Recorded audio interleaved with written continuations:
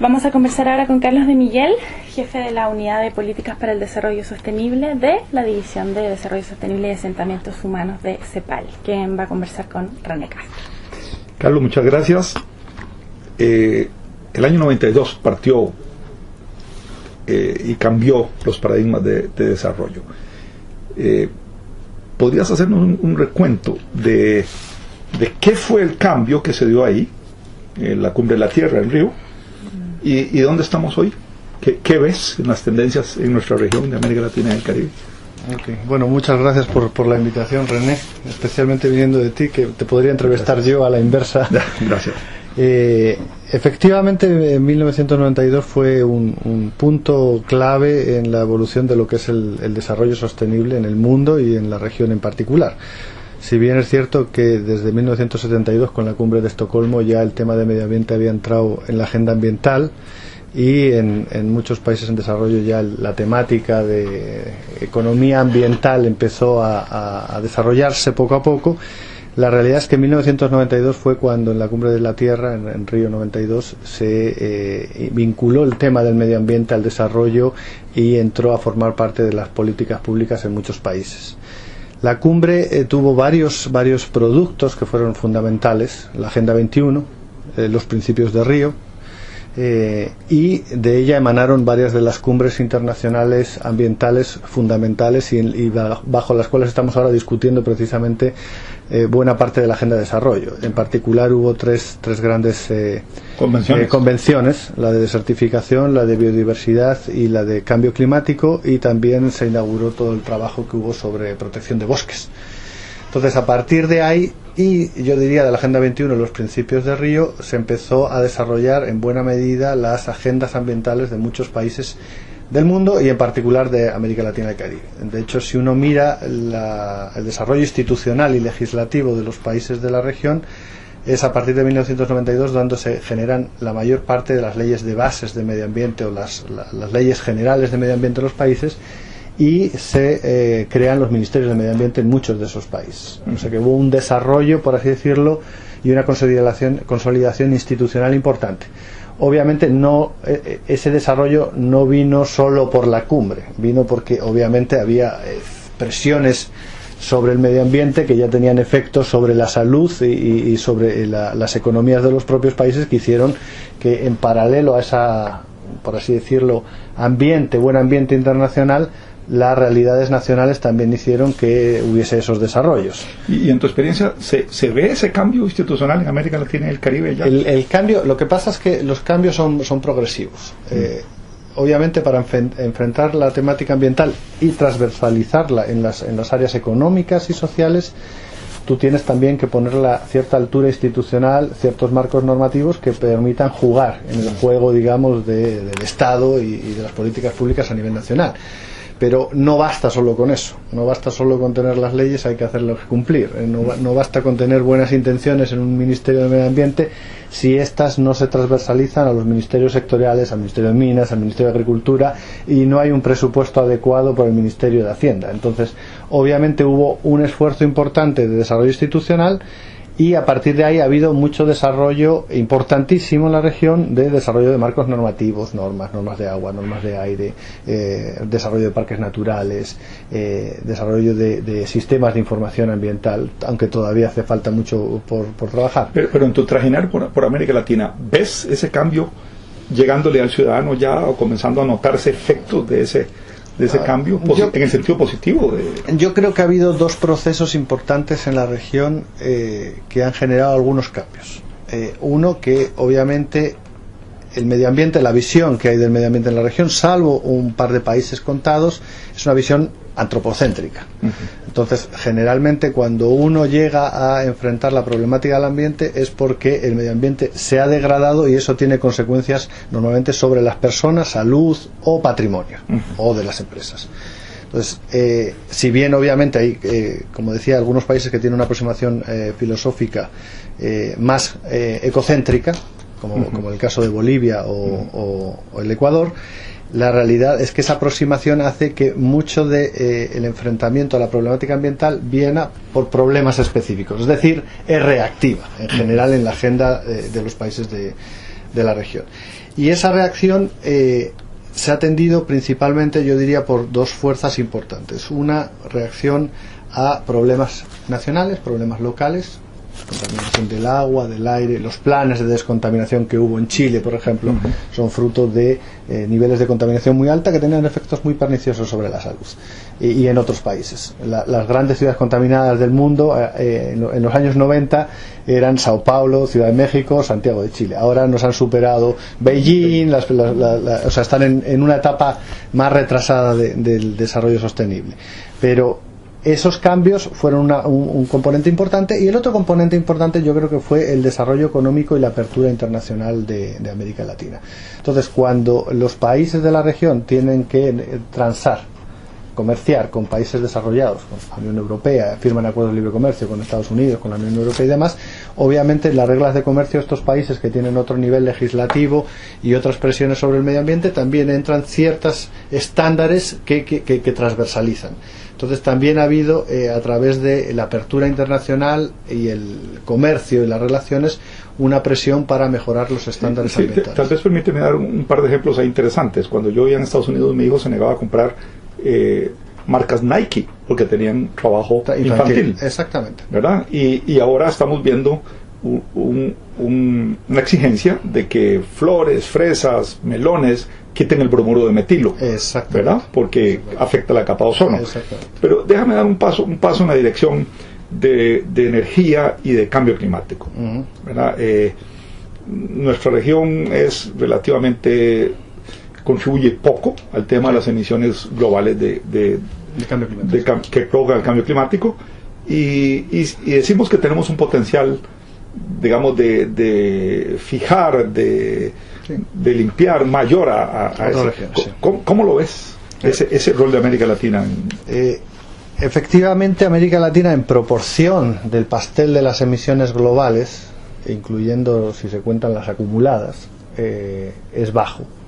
Porque uno sabe que las emisiones, digamos, se emiten, pero se acumulan en la atmósfera durante una centena de años. Sí, entonces, no solo son las emisiones actuales, sino que las acumuladas son bajas en la región. En términos de producto, en términos de per cápita, varían bastante por países, y hay países que están a la altura de los países desarrollados. También eso depende mucho de la matriz energética y también de los recursos naturales que exploten. Generalmente los países asociados a la explotación de hidrocarburos suelen tener mayores emisiones porque tienen un desarrollo industrial, aunque no son ellos necesariamente los consumidores los que lo queman. Entonces ahí efectivamente contribuye poco. La región tiene, en términos energéticos, la matriz energética es muy limpia en comparación con otras regiones del planeta. Lo que pasa es que las tendencias son justo las contrarias que en otras partes del planeta. Si bien hay mucho potencial hidroeléctrico y de renovables, lo que uno ve es que la región se está carbonizando, y ha habido un aumento importante de las termoeléctricas, y sobre todo yo creo que la mayor parte de las emisiones y el potencial de crecimiento de las emisiones viene por el lado del transporte. O sea, vamos al revés de la historia, ¿no?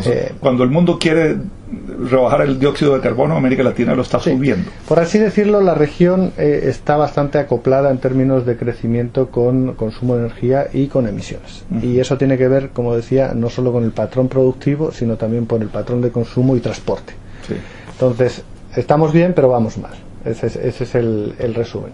Eso se puede cambiar, y eso tiene que ver con teorías que están en la agenda del desarrollo mucho antes que el cambio climático estallase, que cuando uno discutía las subs invertidas de Kuhn para distintos contaminantes, trataba de ver cómo se hacía el efecto túnel, no copiando ciertos comportamientos para llegar a la parte decreciente de las emisiones mucho antes, en vez de pasar por el pic de emisiones a través del ingreso medio. ¿Cómo brincarse etapas? Exactamente, cómo brincarse etapas. Entonces, eso obviamente es posible. La América Latina tiene además otro problema, y es que también tiene una cubierta forestal y asociada a biodiversidad y megabiodiversidad muy importante, pero obviamente también ahí estamos bien, pero claro, el cambio de uso del suelo lo que te tiende es a sustituir y quitarla.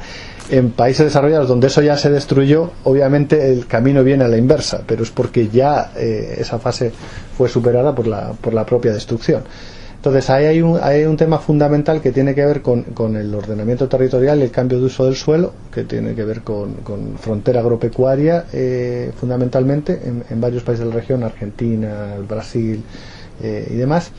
En algunos países, por ejemplo en el caso de Chile, el saldo neto de emisiones por cambio de uso del suelo es positivo, porque hay una expansión de las plantaciones, y probablemente en Argentina vaya a pasar eso en el futuro.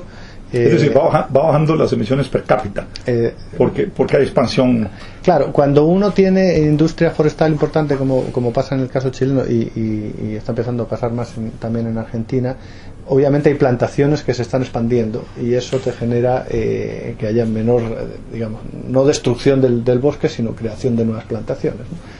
Entonces ahí hay tres elementos que yo diría que son fundamentales. Uno tiene que ver con la parte productiva, y es que esa parte productiva, bueno, en el sector agropecuario haya una gestión más sostenible y que tenga en cuenta el tema de la frontera agropecuaria.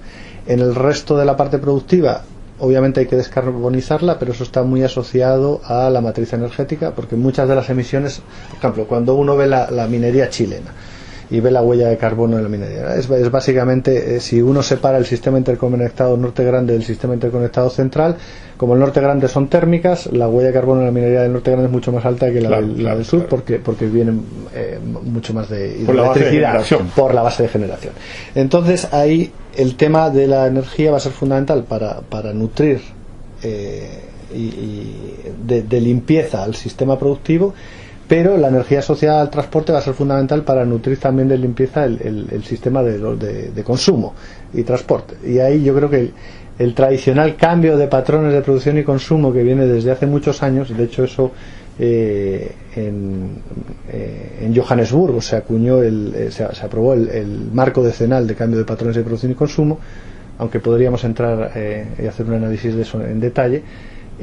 Es el elemento central para resolver todos estos problemas, porque lo que estamos hablando en el fondo es este cambio estructural que podemos decir en la CEPAL, o el cambio de patrones de producción y consumo que se ha hablado siempre, o la economía verde o el crecimiento verde. Lo que tratan es de cambiar. Pero a ver si te sigo. En el transporte, lo que nos estás diciendo es, bueno, venimos de un transporte que se basaba en derivados del petróleo sólidos, ahora pasó a líquidos, y vamos hacia gases u otros combustibles alternativos.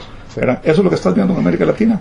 No, ¿O lo que sería deseable? No. De hecho si uno ve lo que está pasando en América Latina es que hay una sustitución de transporte público hacia transporte privado. Al modelo norteamericano. Al modelo norteamericano. Dado el insumo energético del transporte privado, que es básicamente gasolinas o diésel, lo que tenemos son mayores emisiones por kilómetro y persona recorrida. Ese cambio obviamente viene por una función de utilidad de los latinoamericanos que se asemeja, como bien decías, al modelo norteamericano. El modelo europeo tampoco es tan diferente, obviamente es mejor, pero obviamente también en autos per cápita a América Latina todavía le falta mucho por llegar tanto al modelo europeo como al modelo norteamericano. Pero hay una sustitución que tiene que ver con pocas políticas públicas de inversión en infraestructura de transporte, y que hace que obviamente las elasticidades sean muy bajas, y cuando uno se cambia el transporte privado ya no vuelve, y hace cada vez más difícil, por los incentivos de mercado, de infraestructura y las elasticidades asociadas, que uno decida irse por el transporte público, o que si se cambia el transporte privado vuelva al transporte público. Claro, aunque sea para estar en una carretera congestionada esperando. Exactamente, ¿no? Bueno, en algún momento hay un tema, hay paneles internacionales donde uno analiza las elasticidades, y obviamente las elasticidades también son dinámicas. Claro. Entonces, dependiendo de los precios, la gente Hombre, el que se compró el auto lo va a utilizar, pero si el precio es muy alto, de repente a la hora de cambiarlo ya se cambia a un auto de menor cilindrada o no se lo cambia, o lo deja de usar y lo usa los fines de semana. Hay señales, sí, pero tienes que tener alternativas, y ese es uno de los problemas de la región. Vamos a ir cerrando, Carlos, por tiempo. Beatriz, ¿querés agregar algo? Sí, quería preguntarte, Carlos, ¿qué rol juega el Caribe en este proceso de estos procesos importantes que has hablado, sí, de desarrollo sostenible? Porque hemos hablado de las ciudades grandes, digamos, de la región de la América Latina. Sí. ¿Y qué rol juega el Caribe? Vamos a ver, volviendo a la cumbre de Río, la cumbre de la Tierra en Río 92 inauguró un ciclo de cumbres internacionales. La siguiente importante fue la de Johannesburgo, que básicamente lo que trató es de impulsar la agenda de desarrollo que se había generado en Río 92, y en el mismo año la de Monterrey, que básicamente era la de financiamiento, que lo que trató es de generar los medios de implementación para la agenda de desarrollo global. En el paralelo, los países del Caribe desde 1992 también tuvieron, no exactamente los países del Caribe, los pequeños estados insulares, los 6 del mundo, se unificaron y a través del plan de la estrategia de Mauritius y el plan de implementación de Barbados generaron su agenda de desarrollo. De hecho, lo mismo que el año pasado fue la cumbre de Río más 20, que es Río 92, Johannesburgo, Río más 20, en los pequeños estados insulares acaban de tener en septiembre su cumbre de evaluación en Samoa, donde han sacado, digamos, sus propuestas y sus acuerdos para la agenda de desarrollo. Uno de los elementos de discusión importantes de esa agenda es que obviamente la agenda de los pequeños estados insulares debe estar integrada en la agenda de desarrollo que se está discutiendo ahora en Nueva York. Porque en Río 92, o sea, en el 2012, perdón, en Río 92, en Río más 20, en el 2012, se generó un documento que se llamó El futuro que queremos, que genera las líneas a futuro de lo que queremos por el desarrollo sostenible. Y eso se ligó a un proceso que venía desde el 2000, que son los Objetivos de Desarrollo del Milenio, que vino de la Cumbre del Milenio. Esos dos procesos, esos objetivos de desarrollo del milenio, veían básicamente los grandes problemas de la humanidad y trataban de resolverlos, o trataban de que las políticas públicas, tanto nacionales como internacionales, los resolvieran. El plazo para cumplirlos era el 2015. Por tanto, en Río se genera la discusión sobre economía verde, desarrollo sostenible, el futuro que queremos, en el marco de un proceso de objetivos de desarrollo del milenio que viene culminando, y se abre la discusión de los objetivos de desarrollo sostenibles. Entonces ahora en Nueva York, en la Asamblea General que está empezando ahora, básicamente se está discutiendo los objetivos de desarrollo sostenible, que ahora mismo son 17, y veremos los que quedan al final, que subsumen los objetivos de desarrollo del milenio, pero le dan un paraguas mucho más amplio de cambio de patrones de producción y consumo, de medios de implementación, de igualdad, que no estaba antes, que estaba centralizado en pobreza, y también de acoger esos grupos de países que son menos adelantados o que tienen mayores problemas, mayores vulnerabilidades, como los pequeños estados insulares. Y ponerlos al frente. Y ponerlos al frente con una atención específica. Entonces ahí los estados del Caribe ya han tenido reuniones, tuvieron todo un proceso preparatorio para Samoa, y obviamente ahora ellos estarán trasvasando los resultados de esa cumbre específica en los objetivos, y yo la realidad es que esperaría que se integrasen y no fuesen marcos paralelos, porque generalmente generan objetivos paralelos, indicadores paralelos, y al final hacen que realmente los países no puedan hacer seguimiento a través de indicadores o objetivos concretos, porque tienen baterías infinitas de objetivos indicadores. Entonces eso es un poco en lo que está la discusión ahora. Muy bien, Carlos, muchas gracias. Aprovechamos para invitarte una vez para seguir pensando ya no en la parte introductoria, que es lo que hicimos hoy, sino en otras etapas más avanzadas que esperamos se generen desde aquí. Perfecto. Muchas gracias.